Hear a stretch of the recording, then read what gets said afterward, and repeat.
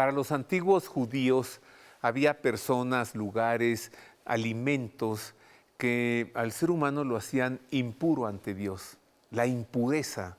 Y entonces tienen en el judaísmo una serie de rituales de purificación y de rituales también para impedir esa impureza. Esto en el cristianismo, ¿cómo lo vivimos?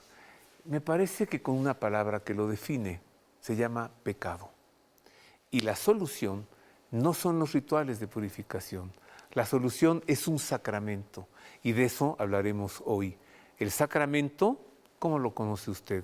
De la penitencia, el sacramento de la reconciliación o, como comúnmente se le llama, la confesión. ¿Cómo ocurre este llegar contaminado, sucio, manchado por el pecado y salir libre de toda culpa? Acompáñenos, nos conviene conocer esto.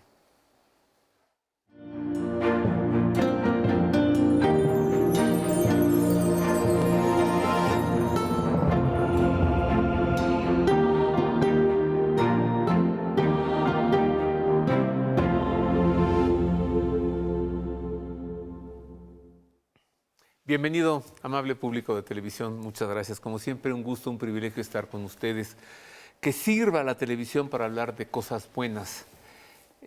Dios quiere que todos los hombres se salven, lo sabemos, pero vivimos un drama, una tragedia, y esa tragedia es que no todos los hombres quieren salvarse. La salvación está conseguida por Cristo en la cruz. La salvación está querida por Dios, pero no está querida por todos. Hay una solución a esto, como le decía, es la reconciliación. Para tratar este tema invité a un liturgista apreciado, querido por todos nosotros, laico, Adolfo Ruiz Guzmán. Bienvenido, querido amigo. Querido Roberto, siempre es un gusto estar aquí, sobre todo para dar razones de nuestra esperanza, aquí con todo el equipo que siempre amablemente me recibe. Bienvenido siempre. La idea de hacer este tema no fue mía. Es tuya. ¿Te acuerdas? Sí, sí. Me hablaste, me mandaste un mensaje, ¿no? Y dije, pero claro que sí. ¿Qué necesario? ¿El Espíritu de Dios te iluminó? Pues ahora sí que por andar de hablador, pero creo que es un tema que luego se nos olvida, o sea, y está perdiendo cada vez un mayor sentido dentro de nuestra vivencia como cristianos, sí. O sea, yo veo que cada vez las personas están más reacias a confesarse, piensan que ya no es necesario confesarse, pues total, ¿para qué, no? Tengo línea directa con el Señor y Él ya me perdona. Y ahorita que tú hacías el intro del programa, es muy interesante ver cómo las diferentes culturas tienen esos aspectos que necesitan tener elementos externos para sentir que han sido perdonados los pecados. La fiesta de los judíos, el Yom Kippur, la fiesta del perdón, donde pues en un día se te perdonan absolutamente todas las cosas siempre y cuando pues sigas los rituales y los ceremoniales que te dicen. El equivalente en el Islam, se me olvidó cómo se llama, no, es que si no estoy seguro que sea, bueno, se me olvidó cómo se llama en el Islam, pero también es esa fiesta de buscar el perdón. Pero eso es una vez al año y nosotros tenemos la posibilidad de vivir una fiesta de la misericordia cada vez que tú vas a una confesión. Y eso requiere un autoconocimiento muy grande, requiere un proceso muy, muy maduro para poder darte cuenta de los elementos que te has equivocado. Porque al final, cosa curiosa, uno de los principales pecados o uno de los principales elementos que se nos presentan como tentación son elementos que vienen contra la soberbia, o sea, con el ego. ¿Cómo? Sí, o sea, porque yo me creo, dirían los clásicos, yo me siento un superhombre donde no tengo la necesidad de reconocer que me equivoqué, que la regué, que ofendí, que me traicioné incluso a mí mismo porque no me conozco. Pero cuando yo empiezo a vencer ese ego, pues soy capaz de aprender a vivir con libertad, porque yo sé quién soy, me conozco, me reconozco y tengo la necesidad de saber que en ocasiones me caí, necesito levantarme, sacudir el polvo y seguir adelante. Y eso es lo que hace la confesión. O sea, el hecho de que en un acto totalmente de humildad, cuando yo tengo la necesidad de regresar al Padre, es cuando puedo tener la capacidad de entender, asumir que he pecado y poder regresar a Dios. Pero, ¿por qué, Adolfo? ¿Porque te sientes culpable y quieres volver a sentirte bien contigo? ¿Quieres volver a estar alegre? ¿O porque temes que al no estar en gracia te estás perdiendo algo de lo que Dios te da. O sea, es para estar bien contigo o de veras en serio para volver a estar con el Señor. Hay dos cosas que lo mencionaba, ¿no? Incluso cuando íbamos a nuestras clases de catecismo, donde te decían que existía la atracción y la contrición. Donde yo, por un lado, tengo el temor de que Dios me va a castigar, entonces necesito quedar bien con el Señor. Mira, lo dijiste mejor de lo que yo estaba tratando de decirlo. Voy y me confieso porque tengo temor al castigo de Dios. No vaya a ser, ¿no? Ajá. Pero la otra es donde me doy cuenta que primero tengo esa necesidad de regresar con el Señor, porque me doy cuenta que no estoy con Él, o sea, tengo esa separación. No sé si les ha pasado a las personas, pero cuando tú te das cuenta de que necesitas confesar, hasta la vida no te sabe. O sea, pierdes el sentido de muchas cosas, la alegría, de repente te sientes frustrado y ni siquiera sabes por qué. Pero cuando empiezas a hacer ese examen de conciencia, cuando tú te empiezas a analizar desde lo profundo, de lo que tú eres, de encontrar tu humanidad y saber que todo lo que existe en ti tiene derecho a estar, o sea, tiene derecho a existir, pero necesito transformar unas cosas que me den esa energía vital para poder seguir adelante. Por ejemplo, hay muchas personas que me dicen que tienen miedos. ¿Pero miedos a qué? ¿De confesarse? No, o sea, en general miedos, ¿no? Y cuando tú asumes eso, tu peor miedo se puede convertir en el mejor de tus aliados. ¿Cómo? Porque ya lo trabajaste, ¿no? Si te dan algunas cosas que te dan miedo, por ejemplo, hablar en público. A mí muchas personas no me creen, pero durante muchos años yo tenía miedo de hablar en público, aunque no lo crean. Y ahora no te para la boca, Bueno, mira. pues ahí sí ya para que vean lo que hace eso. O sea, el hecho de poder trabajar en estos elementos y confrontarte contigo mismo y no dejar de sorprenderte todos los días, de poder decir, oye, no tenía esta capacidad, no tenía miedo de enfrentar esta situación y hoy que la enfrenté puedo salir mejor. El pecado es muchas veces eso. Nos enfrentamos a muchos miedos que se nos pueden suceder dentro de la vida y muchas manifestaciones de los pecados que nosotros cometemos son por llenar vacíos y por sentir miedo en la vida. Por ejemplo, el tema de otra vez es un horario para niños, pero o sea, el tema, por decirte algo muy concreto, el hecho de tener una sexualidad desordenada es un miedo a la soledad. Por ejemplo, embriagarse es un escape. Ajá, ¿a qué? A mí mismo. ¿De qué? Ajá, ajá. Y así podemos ir siguiendo. Y una de las cosas que también la confesión nos impulsa es a darnos cuenta que hasta lo dice la Sagrada Escritura. 365 veces está escrito, no tengan miedo. A ver, ¿qué nos dice la Sagrada Escritura acerca de la reconciliación? Haber perdido la gracia y recuperar la gracia. ¿Qué nos dice la Escritura? Esto.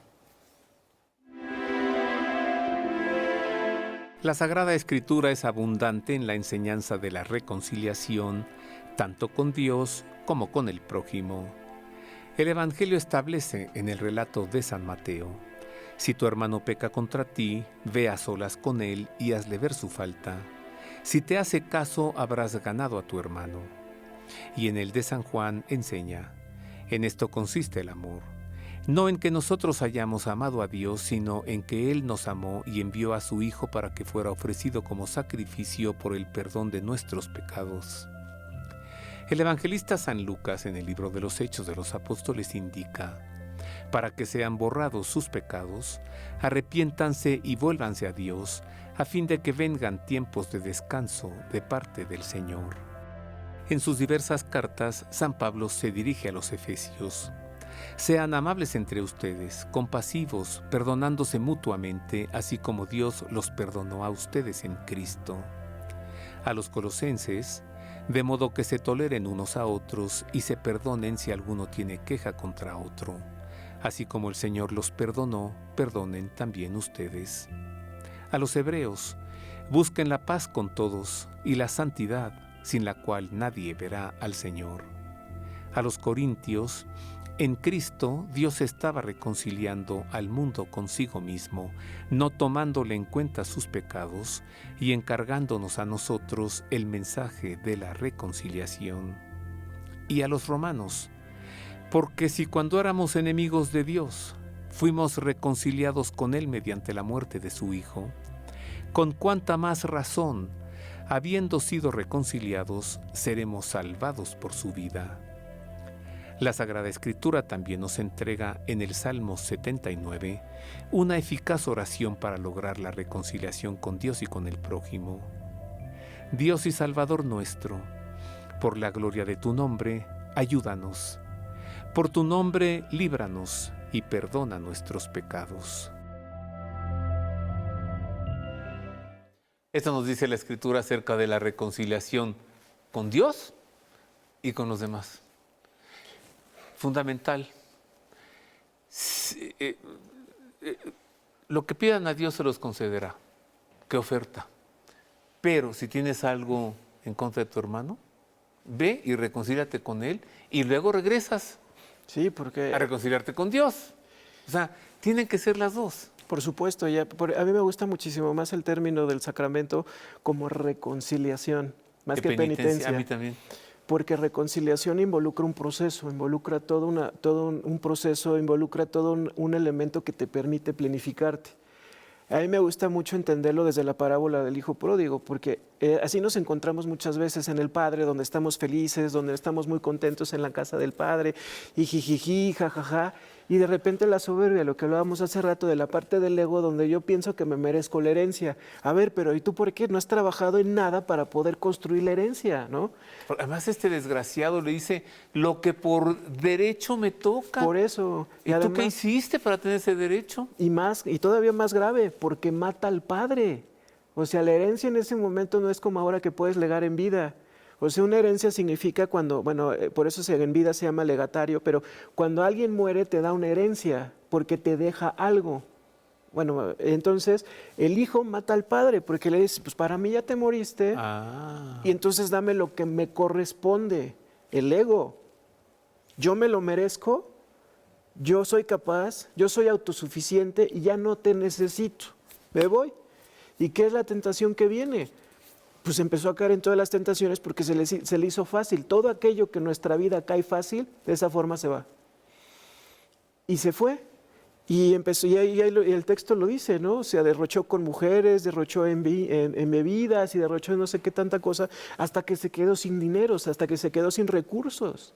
¿Y qué fue lo único que le quedó? Pues el hecho de poder andar mendigando, y hasta decía, y esto en el contexto bíblico y en el contexto judaico, pues es el escándalo, que se le antojaba lo que comían los cerdos, que recordemos que en ese contexto era lo más impuro que podía existir en el mundo. Además, si está él cuidando cerdos, es porque ya ni siquiera está en un ambiente suyo. Claro. O sea, en el judaísmo criar cerdos pues no va. Entonces, además de todo, ya ha caído en el paganismo. O sea. Y ya más bajo ya no podía caer, o sea, ya no podía caer más bajo, ya no podía encontrarse en un lugar más sucio. Digo, pobres cerdos tienen mala fama ahora, pero ya no podía estar más puerco, pues, o sea, ya no podía estar enlodándose más, ya no había forma. Los cerdos han de haber pensado, pero ¿por qué nos trajeron a aquí entre nosotros? Nos han aventado su escoria. ¿Yo qué culpa tengo? ¿No? ¿Y yo por qué? Y todavía nos da de comer. Pero ve la necesidad que tenía para saciar su hambre, donde se le antoja lo que están comiendo los cerdos. O sea, ya estoy en tanta podredumbre que ya derroché todo, dilapidé todo, donde ya perdí el sentido de la vida, le perdí el sabor que te decía hace rato, y ya me conformo con cualquier cosa. Y recuerda que ahí es donde lo que tú decías hace rato, ahí es por conveniencia.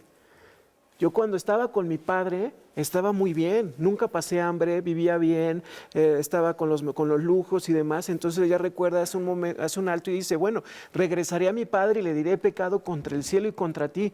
Pero en esa parte, en ese primer acto de buscar regresar al padre era por conveniencia, porque ya no podía estar en la mugre. Aunque sí dice una cosa, me levantaré. Y es cuando empieza a asimilar esa parte. Necesito levantarme, necesito redimir para que yo pueda asumir que la regué, que esta es hoy mi humanidad frágil, esta es mi humanidad fragmentada, esta es mi humanidad dolida. Y necesito la redención. Yo solo no voy a ser capaz de curarme todas las heridas. Tengo que hacer una pausa, pero antes dime, ¿tú qué piensas? ¿Que a eso llegó él mismo o el Espíritu de Dios lo orilló a eso? Una pausa. Porque lo mismo ocurre con nosotros. Cuando estamos en el confesionario, es porque llegamos cada uno de nosotros a la conclusión de que eso necesitamos hacer, o es Cristo que nos está empujando. Vente para acá. Una pausa, volvemos con esto y con más del sacramento de la reconciliación.